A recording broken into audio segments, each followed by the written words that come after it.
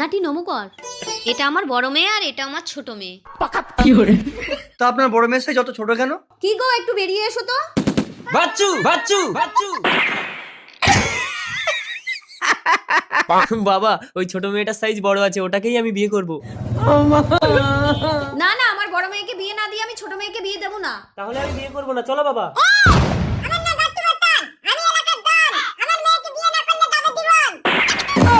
না না, আমার ছেলে এক্ষুনি বিয়ে করবে। আমার ছেলে পুলিশে চাকরি করে। কি গো কই গেলে? কেন প্যান্টে করে ফেলেছো?